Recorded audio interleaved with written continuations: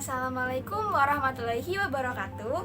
Perkenalkan, saya Safira Nur Anissa dari Prodi Pendidikan Biologi Fakultas MIPA Angkatan 2022. Di video ini saya akan membahas secara singkat mengenai identitas nasional. Assalamualaikum warahmatullahi wabarakatuh. Perkenalkan, nama saya Safira Nur Anissa dari Prodi Pendidikan Biologi Fakultas MIPA Angkatan 2022. Hari ini saya akan membahas secara singkat mengenai identitas nasional. Identitas nasional atau national identity berasal dari kata identitas yang berarti ciri-ciri atau jati diri yang melekat, dan nasional yang merupakan identitas yang melekat pada kelompok-kelompok yang lebih besar yang diikat oleh kesamaan-kesamaan baik fisik maupun budaya.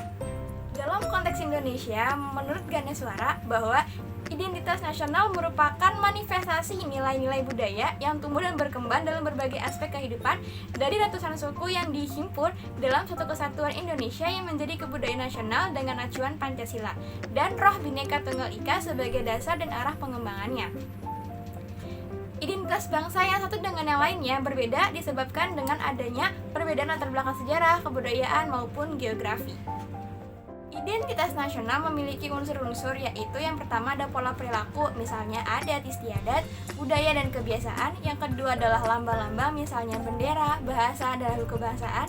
Yang ketiga adalah alat-alat perlengkapan, misalnya bangunan candi, masjid, gereja, dan teknologi seperti kapal laut. Yang keempat ada tujuan yang ingin dicapai, misalnya budaya unggul dan prestasi bidang tertentu. Bentuk identitas nasional Indonesia menurut Winarno itu ada beberapa macam. Yang pertama adalah bahasa nasional dan bahasa persatuan, yaitu bahasa Indonesia. Bendera negara, yaitu sang merah putih. Yang ketiga adalah lagu kebangsaan, yaitu Indonesia Raya. Yang keempat adalah lambang negara, yaitu Garuda Pancasila. Yang kelima adalah semboyan negara, yaitu Bhinneka Tunggal Ika. Yang keenam adalah dasar falsafah negara, yaitu Pancasila. Yang ketujuh adalah konstitusi atau hukum dasar negara, yaitu UUD 1945. Yang ke-8 adalah bentuk negara kesatuan merupakan Republik Indonesia. Yang ke-9 adalah konsepsi wawasan negara. Yang ke-10 adalah kebudayaan daerah yang telah diterima sebagai kebudayaan nasional. Selain ada unsur-unsur dan macam-macam identitas nasional juga memiliki faktor-faktor pembentuknya. Di antaranya adalah yang pertama ada primordial yang meliputi kekerabatan atau darah dan keluarga, kesamaan suku bangsa, daerah asal atau homeland, bahasa dan adat istiadat. Yang kedua adalah sakral yang berupa kesamaan agama yang dipeluk masyarakat. Yang ketiga merupakan tokoh yang dimana pemimpin dianggap sebagai penyambung lidah rakyat, pemersatu rakyat, dan juga simbol sebagai pemersatu bangsa yang bersangkutan.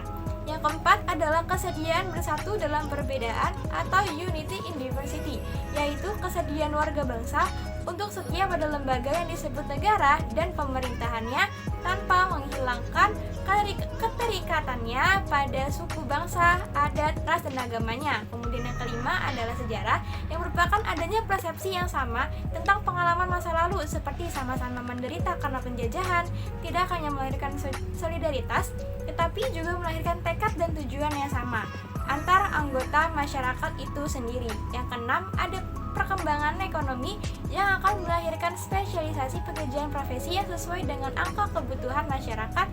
Dan ke-7 ada kelembagaan seperti birokrasi, angkatan bersenjata, pengadilan, dan partai politik yang melayani dan mempertemukan warga tanpa membeda-bedakan asal-usul dan golongan dalam masyarakat itu sendiri. Sesuai yang telah dijelaskan sebelumnya bahwa identitas nasional memiliki unsur-unsur dan faktor pembentuk.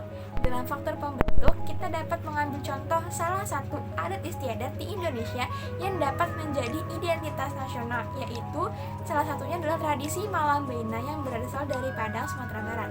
Malam Bainai merupakan salah satu tradisi dari suku Minang yang dilakukan oleh pengantin wanita sebelum melepas wajangnya, yang dilakukan malam hari sebelum pernikahan tiba. Bainai berasal dari kata inai yang artinya memerahkan kuku dengan tumbuhan. Malam Bainai juga merupakan kegiatan yang dapat dijadikan momen kumpul bersama keluarga besar dan meminta restu sebelum hari pernikahan tiba. Sebelum memulai, pengantin wanita akan memakai pakaian khusus, yaitu yang disebut dengan baju tokoh dan sunjang yang merupakan hiasan kepala. Pada malam bira ini memiliki 4 proses. Yang pertama adalah proses mandi-mandi, proses perjalanan ke pelaminan, proses pemakaian inai atau memedahkan kuku oleh kerabat perempuan, dan proses yang terakhir adalah pemberian nasihat serta doa yang diiringi oleh musik. Nah, dengan adanya tradisi tersebut menandakan bahwa identitas nasional bisa terbentuk karena adanya istiadat atau kebudayaan daerah yang menjadi ciri khas bangsa dan daerah tersebut.